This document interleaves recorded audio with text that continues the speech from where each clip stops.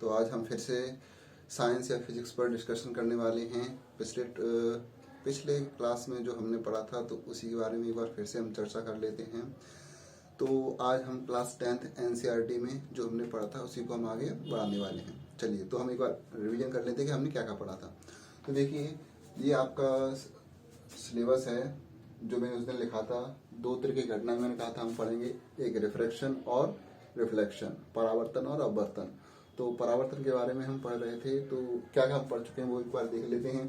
प्रकाश का परावर्तन, गोली दर्पण, reflection of light, spherical mirror, प्रतिबिंब बनने के नियम, रूल्स ऑफ इमेज फॉर्मेशन। तो बहुत सारी चीजें हैं जो हमें प्रकाश के परावर्तन या गोली दर्पणों में पढ़ना है, ठीक है। और इसमें से क्या क्या कर चुके थे, तो हम इसमें से प्रकाश का परावर्तन, रिफ्लेक्शन ऑफ लाइट हम इसमें से पढ़ चुके हैं, ठीक है ना। गोली दर्पण, स्फेरिकल मिरर, ये भी हम पिछले वीडियो में इसके बारे में पढ़ चुके हैं और अच्छे से समझ चुके हैं, ठीक है ना। तो गोली दर्पण, प्रकाश का परावर्तन, रिफ्लेक्शन ऑफ लाइट और स्फेरिकल मिरर, और इससे रिलेटेड जो टर्मोलॉजी थी, पोल, ध्रुव, तो ये सब चीज़ आप पढ़ चुके हो। इसके बारे में ज़्यादा मैं बताऊंगा नहीं, ठीक है।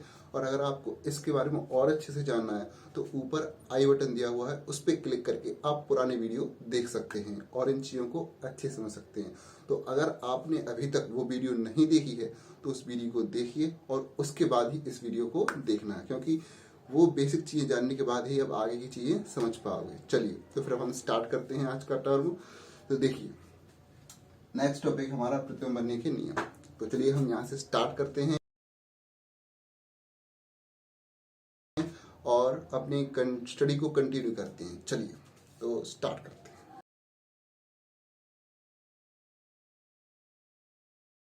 तो हम नेक्स्ट स्टार्ट करते हैं। तो हमारा जो नेक्स्ट पॉइंट है वो है प्रतिबिंब बनने के नियम, रूल्स ऑफ इमेज फॉर्मेशन। तो मिरर्स में इमेज बनने के कुछ रूल्स होते हैं, तो वो हम नेक्स्ट पढ़ते हैं।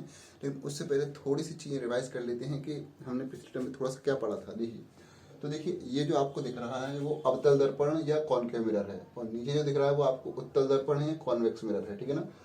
ये पॉइंट आपका पोल होता है, आपको पता ही है, वीडियो में आप देखकर समझ चुके हो, ठीक है, ज़्यादा मैं बताऊंगा नहीं।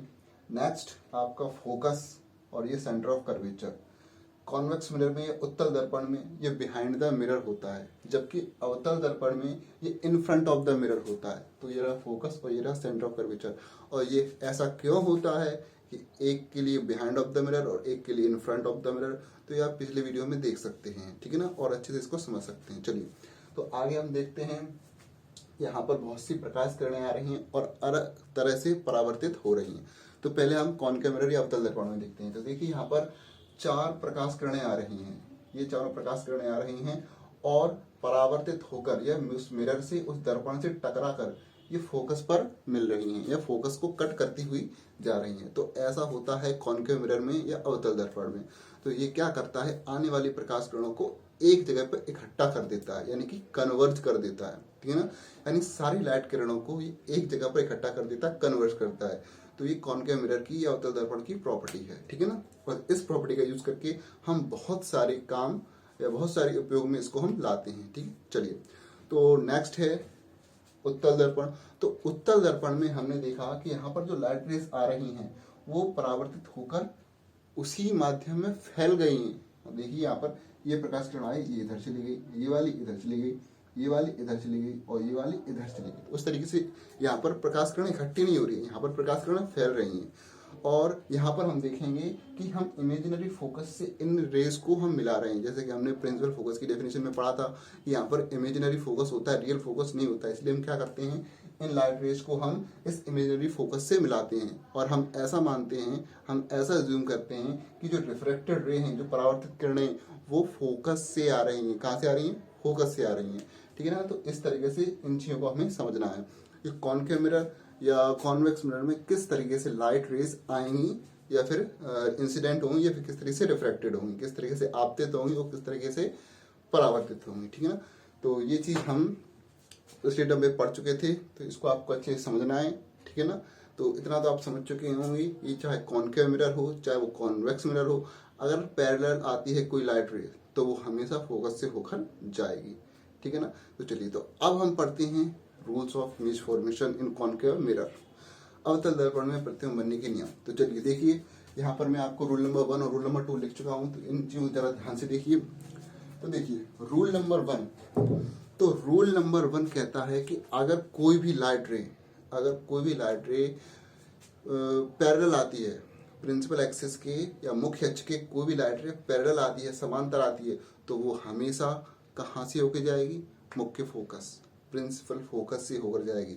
तो रूल्स ऑफ इमेज फॉर्मेशन का, प्रतिबिंब बनने का पहला नियम ये है कि अगर कोई लाइट रेज कॉनकेव या कॉन्वेक्स मिरर चाहे कोई भी हो, उनमें अगर मुख्य अक्ष प्रिंसिपल एक्सिस के समांतर या पैरेलल आती है तो वो हमेशा रिफ्लेक्ट होने के बाद मुख्य फोकस या प्रिंसिपल फोकस से होकर जाएगी। चलिए मैं आपको बना के दिखाता हूँ जरा। तो जरा देखिए, तो ये आपका दर्पण है, तो इसमें लाइट रेज आ रही है पैरेलल, और पैरेलल आने के बाद ये कहाँ से होकर जाएगी? एफ से होके। ये कहाँ से होकर जाएगी? एफ से होके। ठीक है, ऐसे यहाँ पर देखिए, यहाँ पर आपकी लाइट रे पैरेलल आई, ठीक है ना, सॉरी ये थोड़ी लाइन गलत बन गई, तो यहाँ पे देखिए, यहाँ पर ये पैरेलल आई और यहाँ से रिफ्लेक्ट हो गई, इस तरीके से रिफ्लेक्ट हो गई, लेकिन हमें लगेगा कि ये किसी एक इमेजिनरी फोकस से आ रही है, तो इसको हम थोड़ा आगे की तरफ बढ़ाकर फोकस से अटैच कर देंगे। ठीक है ना, तो दोनों कंडीशंस में हम ये समझ चुके हैं कि लाइट रेज अगर पैरेलल आती है, चाहे वो कॉनकेव हो या कॉन्वेक्स, तो वो हमेशा फोकस से होके जाएगी। तो ये चीज आपको हमेशा ध्यान रखना है। रूल नंबर 2 इसका जस्ट अपोजिट है। अगर कोई लाइट रे फोकस से होती हुई आती है तो वो प्रिंसिपल एक्सिस के पैरेलल हो जाती है। अगर मुख्य फोकस से आती हुई कोई प्रकाश किरण आएगी तो वह मुख्य अक्ष के समांतर हो जाएगी, प्रिंसिपल एक्सिस के पैरेलल हो जाएगी। ठीक है, देखिए इसको भी मैं आपको ड्रॉ करके बताता हूँ, इस चीज को समझिए। तो देखिए ये जो कंडीशन है, तो इस कंडीशन में यहाँ से एक लाइट रेज आ रही है आपकी, ये रही फोकस से होती हुई, ठीक है ना, ये आपकी फोकस से होती हुई आ रही है, तो इसमें क्या होगा? ये आपकी पैरेलल हो जाएगी इसके मुख्य अक्ष के। ऐसे ही आपकी नेक्स्ट कंडीशन, तो नेक्स्ट कंडीशन में देखिए यहाँ पर आपकी लाइट रेज इस तरीके से आ रही है। अब यहाँ पे बैक तो जाएगी नहीं, लेकिन हमें लगेगा कि लाइट रेज कहाँ तक आएगी? फोकस से होती हुई आएगी। तो ये एक लाइट रेज इस तरीके से कॉन्वेक्स मिरर में आती है, और इसको हम आगे बढ़ाते हैं तो हमें लगता है कि वो फोकस को कट करती हुई जाएगी, बट वो जाएगी नहीं। ठीक है ना, हम ऐसा केवल अज्यूम करते हैं।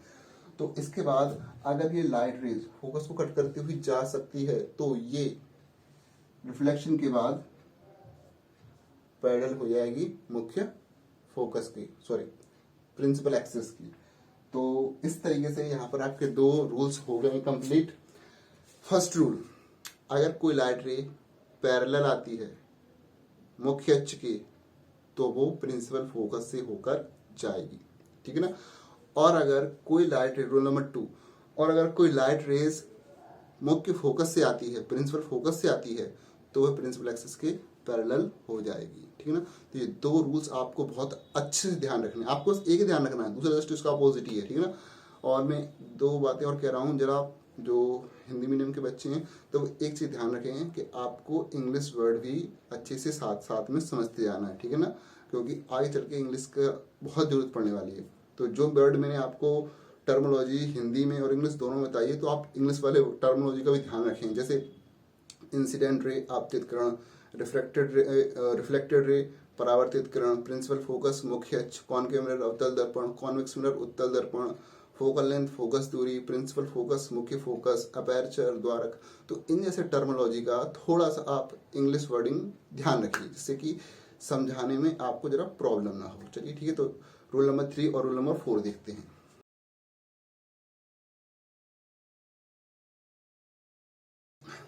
तो चलिए रूल नंबर 3 और रूल नंबर 4 को देखते हैं। तो रूल नंबर 1 और रूल नंबर 2 आप अच्छे से समझ चुके होंगे, रूल नंबर 3 और रूल नंबर 4 को और आप अच्छे से समझ लीजिए। ठीक है, तो देखिए, तो रूल नंबर 3 आपसे ये कहता है कि अगर कोई light rays centre of curvature को कट करते हुआ आता है, अगर कोई लाइट रे वक्रता केंद्र को कट करता हुआ आता है, तो वह उसी पथ पर बैक हो जाता है, वापस लौट जाती है। वह किरण जो है, वह लाइट रे जो है उसी पथ पर बैक हो जाती है। ठीक है, तो दोनों मिनट्स में मैं आपको बताऊंगा, देखिए अच्छे से।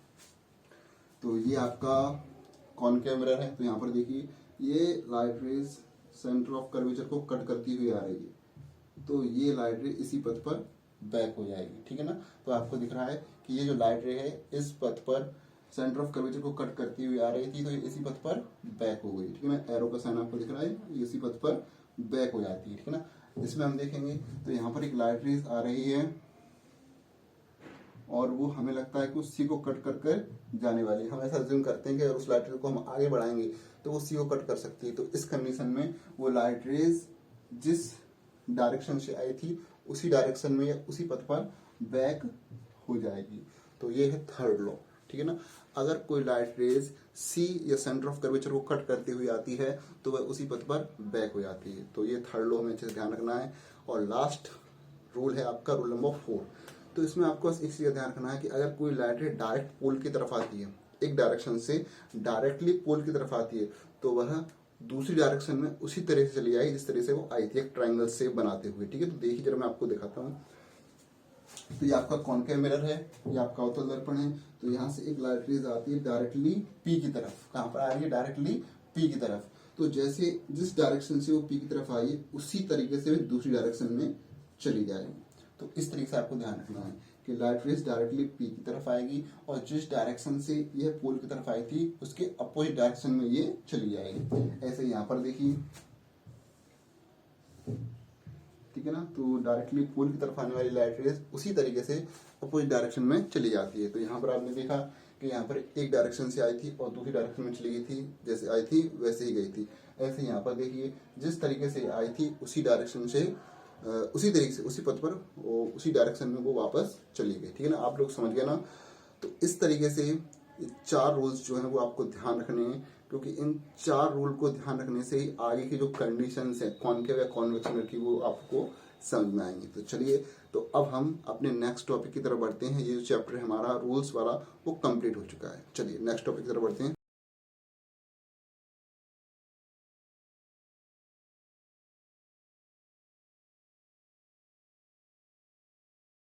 तो नेक्स्ट टॉपिक है हमारा अवतल दर्पण में प्रतिबिंब, इमेज फॉर्मेशन इन कॉनकेव मिरर। तो इसमें बहुत सारी कंडीशंस हैं।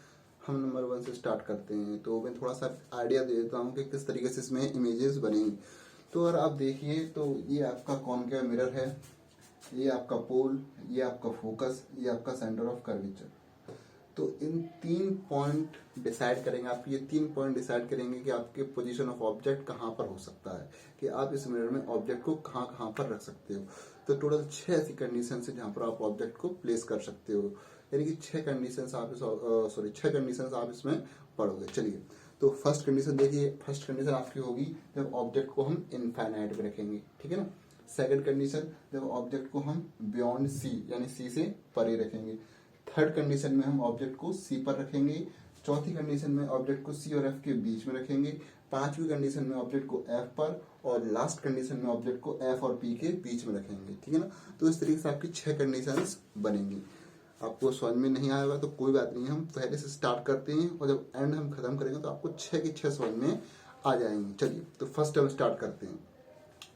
और जैसे ही आप एक कंडीशन पढ़ोगे तो उस एक कंडीशन से रिलेटेड 4 जानकारियां आपको बतानी है। तो फर्स्ट, पोजीशन ऑफ ऑब्जेक्ट। तो आपका पोजीशन ऑफ ऑब्जेक्ट क्या है वो आपको बताना है, ठीक है ना। दूसरा, position of image. Position of image यानी प्रतिबिंब की स्थिति क्या है। पहले आपको वस्तु की स्थिति बतानी है, उसके बाद आपको प्रतिबिंब की स्थिति बतानी है, उसके बाद आपको प्रतिबिंब का आकार, साइज ऑफ इमेज बताना है, और उसके बाद आपको नेचर ऑफ इमेज, प्रतिबिंब की प्रकृति बतानी है। यानी एक कंडीशंस बनाकर आपको 4 बातों का ध्यान रखना है, ठीक है ना, इस तरीके से। चलिए, तो हम पहली कंडीशन स्टार्ट करते हैं जब ऑब्जेक्ट इनफाइनाइट में रखा हो, when object placed at infinite, ठीक है ना। चलिए, when object placed at infinite, जब, तो मैं आपको बता देता हूँ।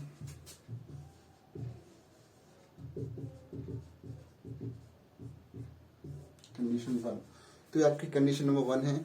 तो जब ऑब्जेक्ट इनफाइनाइट में रखा हो, जब वस्तु अनंत पे रखी हो, तो किस तरीके से मिरर में उसकी इमेज बनेगी। चलिए, इसके लिए हम आपको थोड़ा सा बताते हैं कि हर वस्तु से बहुत सारी प्रकाश किरणें निकलती हैं, बहुत सारी, लेकिन हम यहाँ पर केवल उससे 2 प्रकाश किरणों को निकलता हुआ मानेंगे और उन्हीं की सहायता से हम सारे डायग्राम्स को अच्छी तरीके से समझेंगे, ठीक है ना। चलिए, तो यहाँ पे हम स्टार्ट करते हैं कंडीशन नंबर 1 से। चलिए, तो और एक चीज और, जब भी आप ऑब्जेक्ट को मिरर में रखोगे तो आप उसे हमेशा इस तरफ रखोगे, लेफ्ट साइड रखोगे आप उसको हमेशा इस तरफ, ठीक है ना। और प्रिंसिपल एक्सिस के ऊपर रखोगे। तो इसे आपको हमेशा ध्यान रखनी है। चलिए, लेकिन फर्स्ट जो कंडीशन है उसमें हम ऑब्जेक्ट को इनफाइनाइट पे लेते हैं। तो देखिए, ये जो वस्तु आपकी रखी हुई है, मैं इसको कुछ नाम देता हूँ, A, बी। और जब इनफाइनाइट में या अनंत में कोई वस्तु रखी हुई होगी तो उस वस्तु से बहुत सारी प्रकाश किरणें निकल कर आएंगी, लेकिन मैं यहाँ पर केवल 2 प्रकाश किरणों को लेता हूँ, ठीक है ना। और अनंत में रखी हुई वस्तु से जब प्रकाश किरणें निकल कर आती हैं, लाइट रेज निकल के आती हैं, तो वो हमेशा प्रिंसिपल एक्सिस के पैरेलल ही आते हैं। तो इस बात को ध्यान रखना, अनंत में या इनफाइनाइट में जब भी कोई वस्तु रखी हुई होगी तो वहां से जो किरणें निकल के आएंगी वो प्रिंसिपल एक्सिस के पैरेलल ही आएंगी। और रूल नंबर 1 के अकॉर्डिंग आपको पता है कि अगर प्रकाश किरणें पैरेलल आएंगी, लाइट रेज पैरेलल आएंगी, समांतर आएंगी, तो वो हमेशा फोकस से होते हुए ही जाएंगी। तो यहाँ पर आप देखिए, अनंत में रखी हुई वस्तु से इनफाइनाइट में जो वस्तु रखी हुई है वहां से लाइट रेज पैरेलल आ रही हैं, और पैरेलल आने के बाद वो फोकस को कट करती हुई जा रही हैं, और दोनों आने वाली रेज रिफ्लेक्ट होने के बाद जिस पॉइंट पे एक दूसरे को कट करेंगी वहां पर आपकी इमेज बनेगी। तो यहाँ पर आप देख रहे होंगे कि दोनों लाइट रेज पैरेलल आने के बाद फोकस पे एक दूसरे को कट कर रहे हैं, तो आपकी जो इमेज बनेगी वो कहाँ पर बनेगी, फोकस पर। तो इस तरह से ये डायग्राम कंप्लीट हुआ, और इस डायग्राम से आपको 4 चीजें जानने को मिली। तो वो क्या मिली वो मैं आपको बता रहा हूँ। फर्स्ट, पोजीशन ऑफ ऑब्जेक्ट, वस्तु की स्थिति। तो वस्तु की स्थिति या पोजीशन ऑफ ऑब्जेक्ट क्या है, तो वो है आपका इनफाइनाइट, अनंत। तो वस्तु की स्थिति है अनंत या इनफाइनाइट। और जब वस्तु अनंत या इनफाइनाइट पे होती है तो इमेज कहाँ बनती है, तो इमेज बनती है आपकी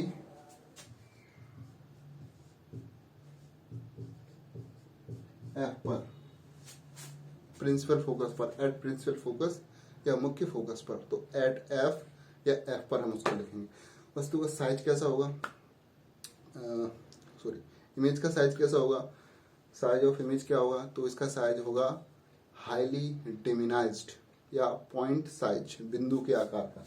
तो इसको हम लिखेंगे हाईली डिमिनाइज्ड, अत्यधिक छोटा।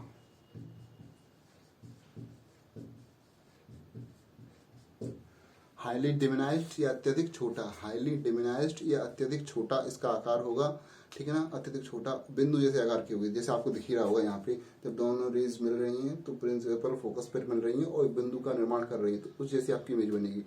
और इसका जो नेचर होगा इमेज का, प्रतिबिंब की प्रकृति होगी, तो वो प्रकृति हो जाएगी आपकी real and inverted, real and inverted, वास्तविक और उल्टी।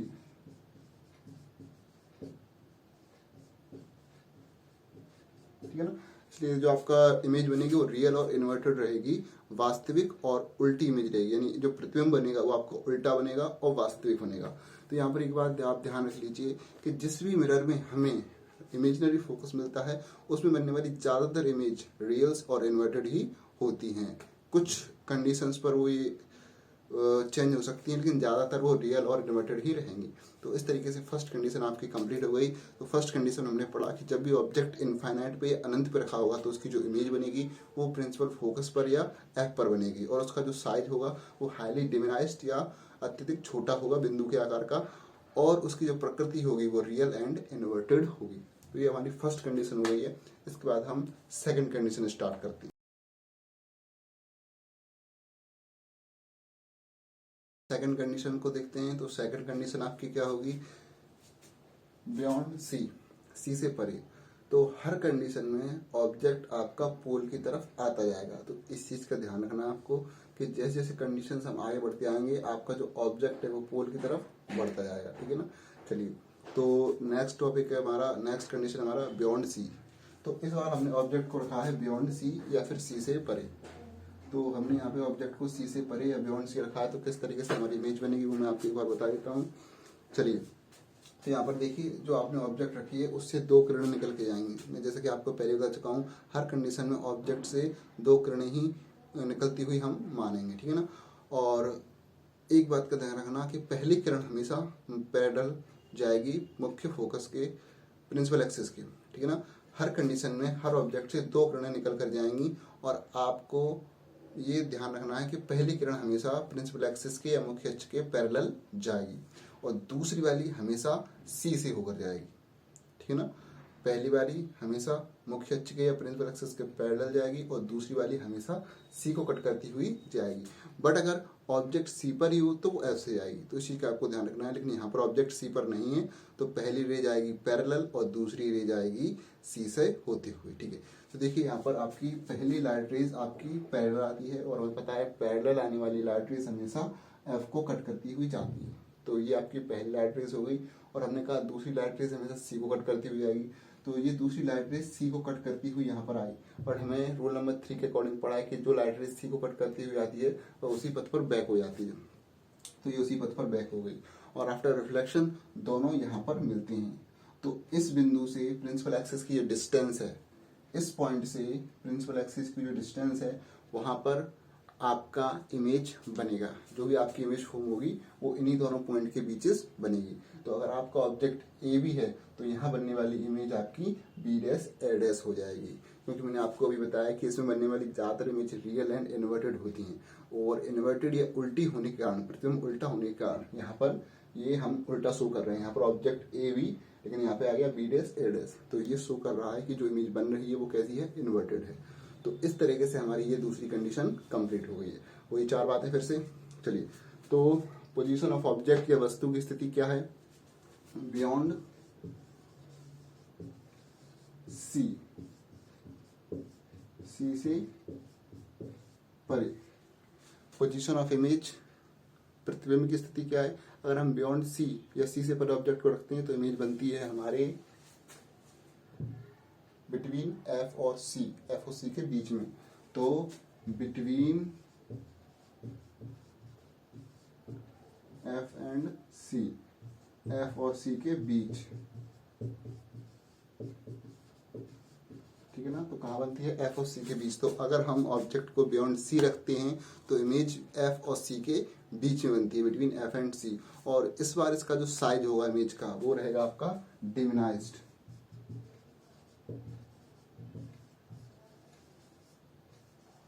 छोटा। तो इस बार इसका साइज रहेगा छोटा।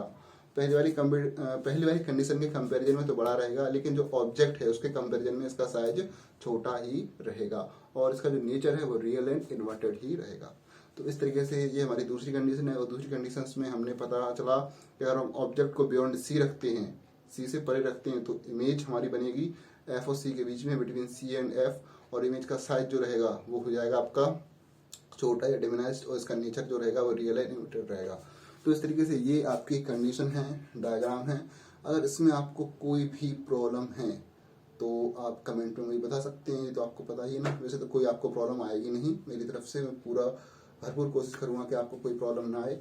ठीक है, चलिए तो अब मैं थर्ड कंडीशन स्टार्ट करता हूँ। ठीक है, चलिए, तो इसमें आपको कोई प्रॉब्लम नहीं है तो मैं थर्ड स्टार्ट कर रहा हूँ।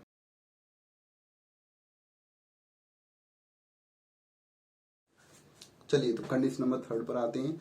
तो जैसा कि मैंने बताया था, जैसे जैसे हम कंडीशन आगे बढ़ाते जाएंगे ऑब्जेक्ट पी की तरफ आगे आता जाएगा। और एक चीज ध्यान रखनी है, जैसे जैसे ऑब्जेक्ट पी की तरफ आते जाएगा इमेज जो है वो पी से दूर होती जाएगी। तो जैसे जैसे हम आगे कंडीशन पढ़ेंगे ऑब्जेक्ट जो है वो पी की तरफ बढ़ता जाएगा और इमेज जो है वो पी से दूर हटती जाएगी। इस चीज को आप ऑब्जर्व करना जरा, ठीक है ना। चलिए, थर्ड कंडीशन पे हम आते हैं। तो सेकंड कंडीशन थी हमारी बियॉन्ड सी, और अब थर्ड कंडीशन हमारी आ जाएगी एट सी, यानी सी पर, यानी अब ऑब्जेक्ट को हम सी पर ही रखेंगे। तो मैंने बताया था जब भी हम कोई ऑब्जेक्ट कहीं पर भी रखेंगे उससे 2 लाइट रेज निकलती हैं, 2 किरणें निकलती हैं। अगर फर्स्ट निकलती है प्रिंसिपल एक्सिस या मुख्य अक्ष के समांतर पैरेलल, और दूसरी निकलती है हमेशा सी से होते हुए। बट इनफाइनाइट वाली कंडीशंस में दोनों पैरेलल आती है, ये आपको ध्यान रखना है, ठीक है ना। तो इस कंडीशन में पहली लाइट रेज जाएगी आपकी पैरेलल और दूसरी जाएगी सी से होते हुए। बट मैंने इससे पहले आपको बताया था कि अगर वो सी पर ही रखी है तो फिर सी से होकर नहीं जाएगी, तो फिर वो एफ से होकर जाएगी, ठीक है ना। तो इस कंडीशन में आप देखिए, ये आपका ऑब्जेक्ट है ए बी। तो ये आपका ऑब्जेक्ट ए बी है, इससे 2 लाइट रेज निकल रही हैं आपकी, एक आ रही है पैरेलल, ये लाइट रेज आपकी आ रही है पैरेलल, और आफ्टर रिफ्लेक्शन ये रिफ्लेक्ट हो जाती है और ये आगे की तरफ बढ़ जाती है। ये ए से एक लाइट रेज आ रही है पैरेलल, जो आफ्टर रिफ्लेक्शन फोकस पॉइंट से होती हुई बाहर चली जाती है, ठीक है ना। और दूसरी लाइट रेज जो है वो सी से जानी चाहिए, बट सी पर है तो सी से नहीं जाएगी, तो कहां से जाएगी, एफ से। तो दूसरी लाइट रेज जाती है आपकी एफ से होती हुई, और ये एफ से होती हुई जा रही है और एफ से जाने वाली लाइट रेज हमेशा प्रिंसिपल एक्सिस के पैरेलल होकर जाती है। तो ये यहाँ से हो जाएगी पैरेलल, तो ये इसकी जाएगी पैरेलल, तो इस कंडीशन से यहाँ पर हो जाएगी। और आफ्टर रिफ्लेक्शन परावर्तन के बाद दोनों कहाँ पर मिलेंगी, इस पॉइंट पर, क्योंकि देखिए ये लाइट रेज यहाँ से आई और यहाँ पर रिफ्लेक्ट हो गई, ये लाइट रेज यहाँ पर आई और यहाँ पर रिफ्लेक्ट हो गई, तो आफ्टर रिफ्लेक्शन दोनों कहाँ मिली, यहाँ मिली। तो इस बिंदु से प्रिंसिपल एक्सिस की जो डिस्टेंस है उस डिस्टेंस पे आपकी इमेज बनेगी, ठीक है ना। तो इस बिंदु से मुख्य अक्ष की जो दूरी है तो उस दूरी पर आपकी क्या बनेगी, इमेज बनेगी, प्रतिबिंब बनेगा। तो ये कंडीशन हो जाएगी आपकी थर्ड, और इस थर्ड कंडीशन से भी आपको 4 बातें जानने को मिलेगी।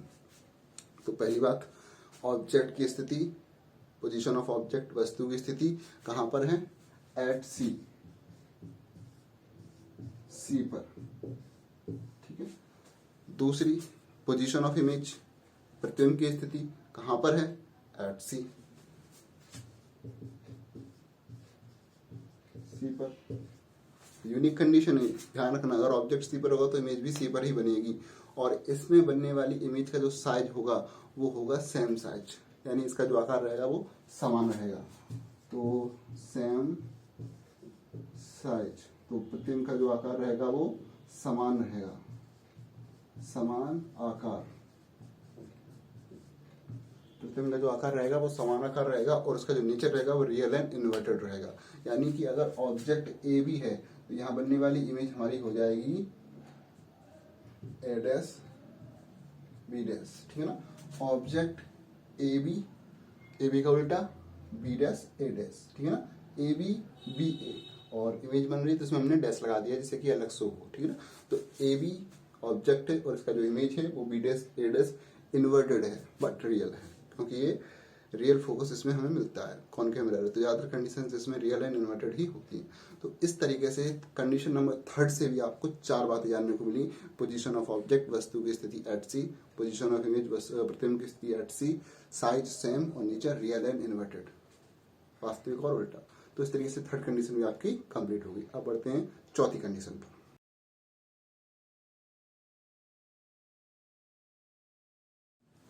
चलिए, तो फोर्थ कंडीशन क्या होगी, पहले इनफाइनाइट, फिर बियॉन्ड सी, फिर सी, और अब सी और एफ के बीच में, बिटवीन सी और एफ।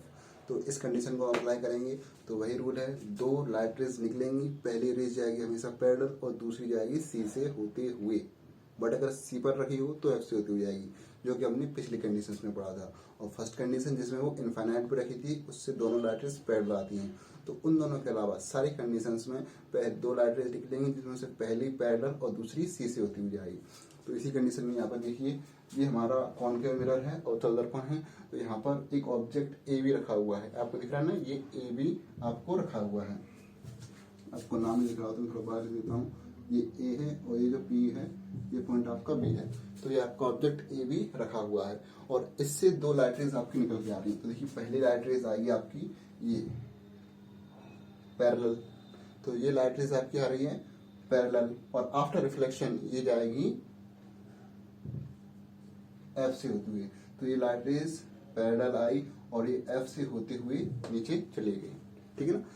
दूसरी लाइट रेज आपकी सी से होती हुई आएगी, बट सी तो आपका पीछे है, ये जो पॉइंट है वो आपका सी है, तो सी तो आपका पीछे है, तो इस लाइट रेज को हम आगे की तरफ करेंगे, क्योंकि लाइट रेज तो आगे की तरफ जाएगी, तो ये लाइट रेज आगे की तरफ जाएगी और रिफ्लेक्ट होकर वो सी पर बैक हो जाएगी। तो हम ऐसा एज्यूम करेंगे कि ये जो लाइट रेज थी वो सी से होती हुई आ रही थी, तो इस कंडीशन पर वो सी पर ही बैक हो जाएगी। तो इस कंडीशन पे ये दोनों लाइट रेज कहाँ पर जाके मिलती हैं, A1 पॉइंट पर या A' पॉइंट पर दोनों जाके मिल रही हैं। तो आफ्टर रिफ्लेक्शन दोनों कहाँ पर जाके मिल रही हैं, A' पॉइंट पे मिल रही हैं, और B' मुख्य अक्ष पर कोई एक पॉइंट है तो उसको हम उससे मिला देते हैं। तो A' की इससे जो डिस्टेंस है वो डिस्टेंस होगी आपकी इमेज की, वो डिस्टेंस होगी आपकी इमेज की डिस्टेंस। तो इस तरीके से अगर ऑब्जेक्ट ए भी आप लेते हो और इसको बिटवीन सी और एफ रखते हो तो जो आपकी इमेज बनेगी वो कहाँ बन रही है, बियॉन्ड सी। तो यह सेकंड वाली कंडीशन की जस्ट उल्टी है, उसमें हम बियॉन्ड सी रखते थे तो इमेज बनती थी हमें सी और एफ के बीच में, बट हम यहाँ पर ऑब्जेक्ट को सी और एफ के बीच में रख रहे हैं तो इमेज बन रही है बियॉन्ड सी। तो इस तरीके से इस कंडीशन को आप अच्छे से समझ लीजिए। 2 लाइट रेज आती हैं, पहली पैरेलल, ऑब्जेक्ट को कहाँ रखते हैं, ऑब्जेक्ट को कहाँ रखते हैं, सी और एफ के बीच में, उससे दो लाइट रेज निकलती है, पहली आती है पैरेलल और वो एफ से होती हुई चली जाती है। दूसरी लाइट रेज हम ऐसा मानते हैं कि वो सी से होती हुई आ रही थी, तो उस कंडीशन में उसे हम आगे बढ़ाते हैं और वो उसी पथ पर बैक हो जाती है। आफ्टर रिफ्लेक्शन दोनों इस पॉइंट पे जाके मिलते हैं और इसकी मुख्य अक्ष से जो दूरी है वो है आपका इमेज। तो इस तरीके से आपकी इमेज बनती है और इमेज को हमने नाम दिया बी डैश ए डैश, क्योंकि ऑब्जेक्ट आपका ए बी है और बनने वाली इमेज इन्वर्टेड है, इसलिए हमने इसको नाम दिया बी डैश ए डैश। तो इस तरीके से ये कंडीशन आपकी बन गई और इस कंडीशन से आपको चार बातें फिर जानने को मिलेंगी। कौन सी? पोजीशन ऑब्जेक्ट, वस्तु की स्थिति। तो वस्तु की स्थिति क्या है आपकी? वस्तु की स्थिति बिटवीन सी एंड एफ, सी और एफ के बीच। तो पोजीशन ऑफ इमेज क्या है? पोजीशन ऑफ इमेज क्या है आपकी? पोजीशन ऑफ इमेज है आपकी बियॉन्ड सी, सी से परे, सी से परे। और साइज ऑफ इमेज क्या है आपका? इनलार्ज। तो इस कंडीशन में आपका जो साइज होगा वो ऑब्जेक्ट से थोड़ा बड़ा हो जाएगा, इनलार्ज। तो यहाँ पे आपका साइज जो होगा वो इनलार्ज या फिर बड़ा, और नेचर रियल एंड इन्वर्टेड ही रहेगा। तो इस तरीके से आपको ये चार कंडीशंस समझ में आ गई होंगी। ये चौथी कंडीशन जो आप है आपको वो समझ में आई होगी, और इससे रिलेटेड जो चार बातें आपको जाननी थी वो भी आपको समझ में आई होंगी, ठीक है ना। तो इस तरीके से चार कंडीशंस आपकी कंप्लीट होती हैं। इसके बाद आती है आपकी फिफ्थ कंडीशन, तो उसको हम समझते हैं।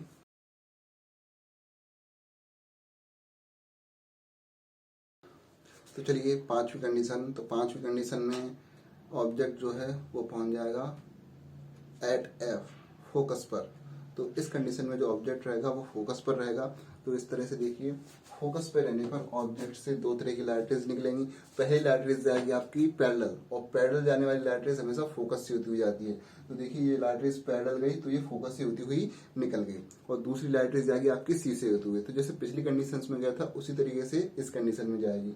तो हम मानेंगे कि ये जो लाइट रेज है वो सी से कट करती हुई आ रही है, तो इस तरीके से ये आगे जाएगी और वापस उसी पथ पर बैक हो जाएगी। तो इस कंडीशन में दोनों लाइट रेज आगे की तरफ जाएंगी। तो ये कंडीशन हूबहू पिछले वाली कंडीशन जैसी है, पर डिफरेंस इतना है कि उसमें ऑब्जेक्ट सी और एफ के बीच में था, बट यहाँ पर ऑब्जेक्ट एट एफ पर है। तो उस कंडीशन में दोनों लाइट रेज मिल जाती थी और इमेज बियॉन्ड सी बनती थी, बट इस कंडीशन में दोनों लाइट रेज नहीं मिलेंगी, दोनों इनफाइनाइट डिस्टेंस तक जाएंगी और पता नहीं आगे मिलेंगी, ठीक है ना, यानी इनफाइनाइट डिस्टेंस पे जाके मिलेंगी। तो इस कंडीशन में इसका जो इमेज बनेगा वो बनेगा इनफाइनाइट में जाके। तो इस तरीके से ये कंडीशन होगी आपकी पांचवी कंडीशन। यहाँ पर ऑब्जेक्ट एफ पर रखा हुआ है और एफ पर रखने पर इसमें पहली लाइट रेज पैरेलल आती है जो फोकस से होती हुई चली जाती है, और दूसरी लाइट रेज सी से कट करती हुई चली जाती है, और दोनों लाइट रेज इनफाइनाइट में जाके मिलती हैं और आपकी इमेज फॉर्म होती है इनफाइनाइट में या अनंत में। तो इस तरीके से इस पांचवी कंडीशन से आपको चार बातें जानने को मिलती हैं। तो पहली बात, पोजिशन ऑफ ऑब्जेक्ट। तो इस तरीके से आपको यहाँ से चार बातें जानने को मिलती हैं। तो पहली बात, पोजीशन ऑफ ऑब्जेक्ट या वस्तु की स्थिति कहाँ पर है?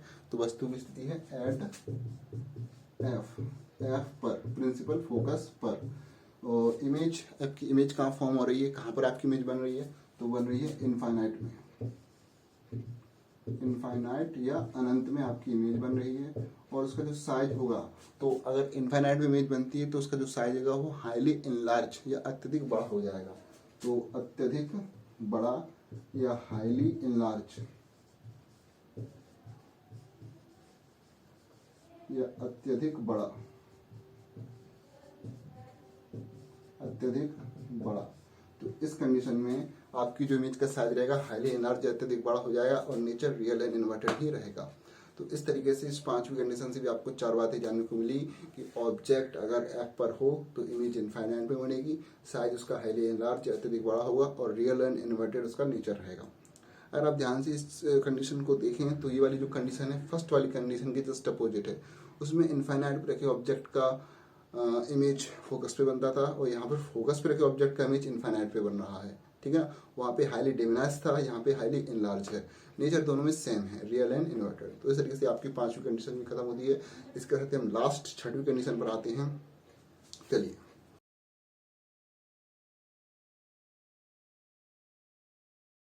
चलिए, तो अवतल दर्पण की सबसे लास्ट कंडीशन, जब ऑब्जेक्ट एफ और पी के बीच में रखा हो। तो बाकी की 5 कंडीशंस हम पढ़े हैं और हर कंडीशन में आपने देखा होगा कि जो ऑब्जेक्ट है वो पी की तरफ बढ़ता जा रहा है और उससे जो इमेज है वो पी से दूर होती जा रही है। लेकिन ये वाली कंडीशंस थोड़ी चेंज है, तो इसको थोड़ा अच्छे से ध्यान देना।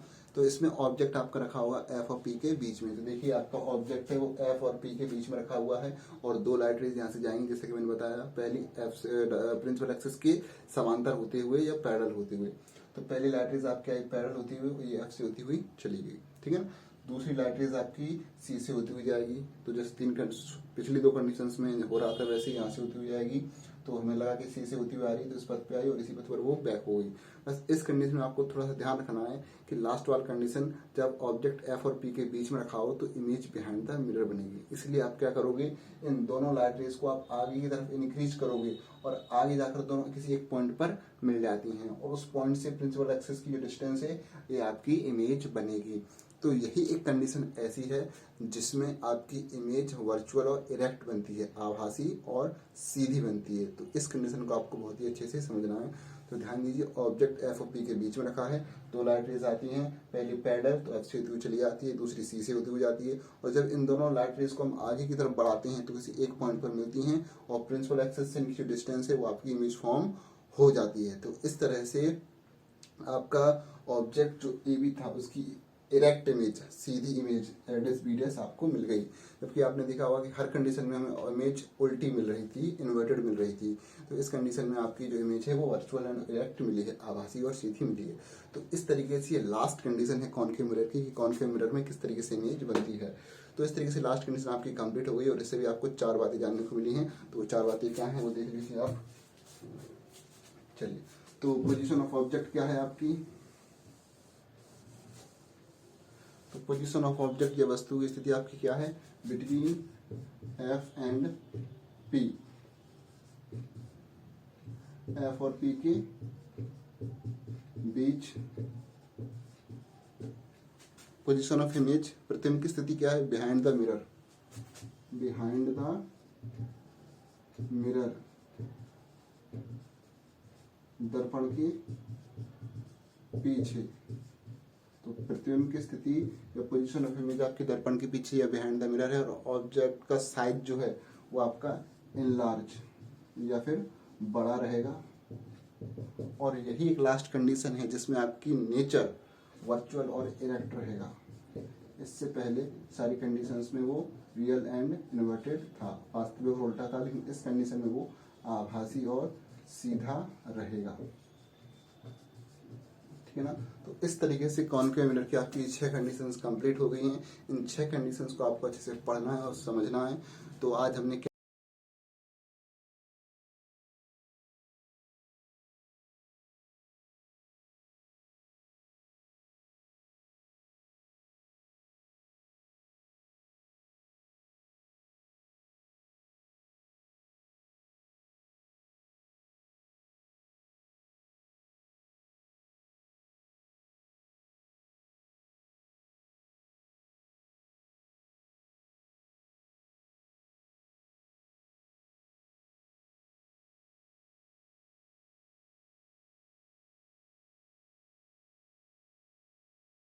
तो आपका आज का कंटेंट कंप्लीट हो चुका है। तो इन चीज़ों को आप अच्छे से रिवाइज करिए और इसके साथ ही अगर आपको वीडियो में कुछ भी अच्छा लगा हो तो उसके लिए लाइक, शेयर और सब्सक्राइब करना ना भूलिए, ठीक है ना। आप फेसबुक और इंस्टाग्राम पे भी मुझे फॉलो कर सकते हैं और वहाँ पर आपको 11th, 12th या 10th के या फिजिक्स से रिलेटेड जो भी इंपॉर्टेंट नोट्स वगैरह हैं तो वो आपको वहाँ पर मिल जाएंगे। और ये जो चीज़ मैंने आपको आज पढ़ाई है इसके नोट्स भी आपको इंस्टाग्राम पे मिल जाएंगे। तो इंस्टाग्राम और फेसबुक पर मुझे फॉलो कीजिए, जिससे आपको जो नोट्स हैं वो मैं वहाँ पर अवेलेबल करा सकता हूँ।